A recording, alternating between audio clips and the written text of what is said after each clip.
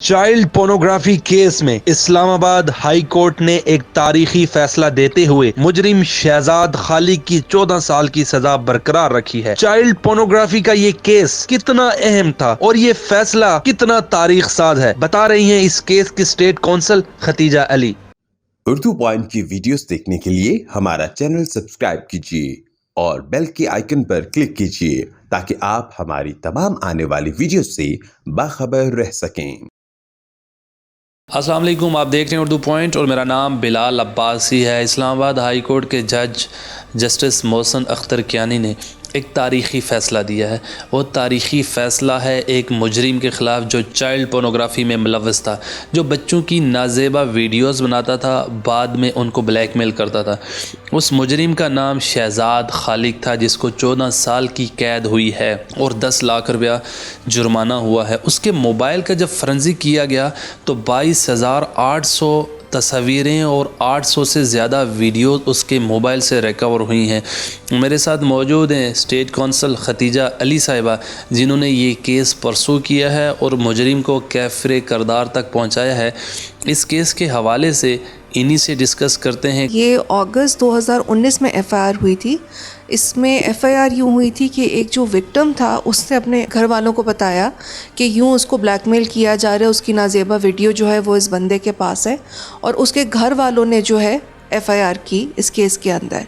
اب child pornography کیا ہے؟ چائلڈ پورنوگرافی یا جو بچوں کی نازیبا ویڈیوز کی ہم بات کرتے ہیں، کوئی بھی ایسی ویڈیو جس میں کوئی بچہ جنسی عمل کر رہا ہے یا اس بچے کی کوئی نازیبا ویڈیو، مطلب کہ یہ کہ اس کے کپڑے نہ ہوں یا اس کے ساتھ کوئی نازیبا حرکت کر کے ویڈیو بنائی جائے، وہ چائلڈ پورنوگرافی کے زمرے میں آتا ہے۔ آپ نے یہ جو کیس پرسو کیا ہے، اس میں کیا ایویڈنس تھے جس بنا پر آپ نے اس مجرم کو 14 سال کی قید دلائی ہے؟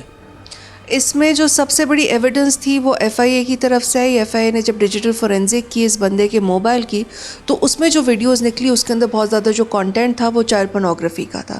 تو جو ایف آئی اے کی ہمارے پاس رپورٹ آئی وہ بیسیکلی ہمارا سب سے بڑا ایویڈنس تھا چائلڈ پورنوگرافک کانٹینٹ کے حوالے سے۔ لیکن اس کے ساتھ یہ بات بھی بہت اہم ہے کہ 2 اسٹیٹمنٹس موجود تھی۔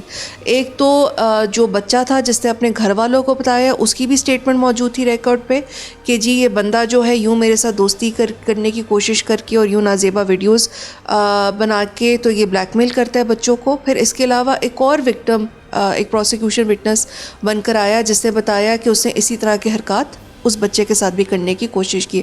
دونوں بچے 18 سال سے کم عمر کے تھے۔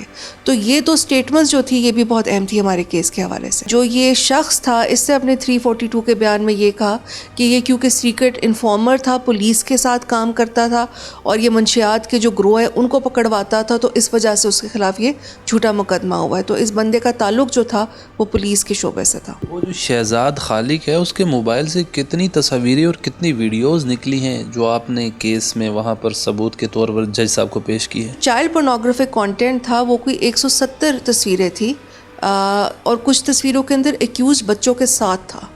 تو وہ ہماری بیسیکلی مین ایویڈنس تھی اس کیس کے اندر۔ جو کیس لوگ پرسو کر رہے ہیں، تاریخیں ہوتی ہیں، تو ان میں کیا وہ جو بچے ہیں جن کے ساتھ یہ نازیبا حرکات ہوئی ہیں یا جن کی ویڈیوز بنی ہیں، کیا وہ آتے ہیں عدالت میں، جج صاحب کے سامنے پیش ہوتے ہیں؟ اس کیس کے اندر تو 2 وکٹم سامنے آئے، انہوں نے بتایا اس بندے کے حوالے سے، اور جو اس کا طریقہ واردات تھا، جس طرح یہ بچوں کا اعتماد لیتا تھا اور پھر ان کے ساتھ یہ نازیبا حرکتیں کرتا تھا، تو یہ تمام چیزیں تو ٹرائل لیول کے اوپر کورٹ میں سامنے آئی۔ لیکن جیسے کہ میں نے کہا کہ اس کیس کے حوالے سے ہم نے کافی حد تک انٹرنیشنل لاء، بین الاقوامی قوانین کو بھی دیکھا۔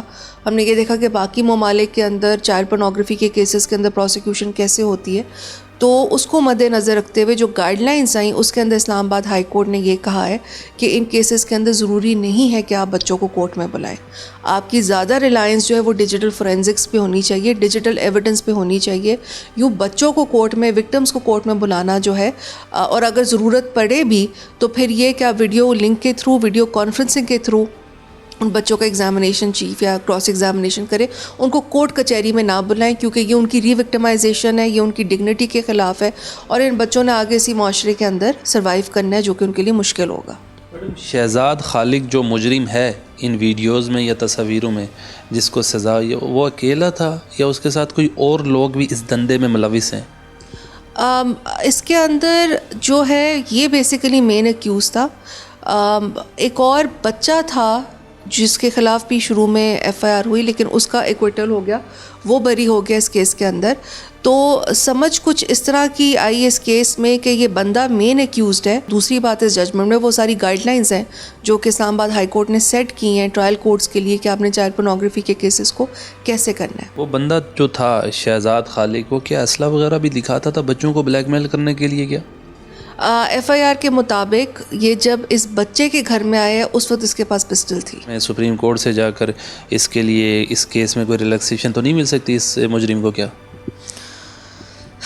اس سوال کا جواب دینا میرے لیے مشکل ہے, لیکن یہ ہے کہ اس کیس میں جو گائیڈ لائنز ہم نے اسلام آباد ہائی کورٹ نے سیٹ کی ہیں آنریبل جسٹس محسن اختر کیانی نے, اور کیونکہ وہ گائیڈ لائنز جو ہیں وہ کافی ریسرچ کے بعد سیٹ اپ ہوئی ہیں, اس کے اندر انٹرنیشنل پروٹوکولز کی بات کی ہوئی ہے, انٹرنیشنل کنونشنز کی بات کی ہوئی ہے, یو کے میں کیا ہوتا ہے, یو ایس اے میں کیا ہوتا ہے, انڈیا میں کیا ہوتا ہے, اور ممالک کو مد نظر رکھتے ہوئے یہ گائیڈ لائنز دی گئی ہیں.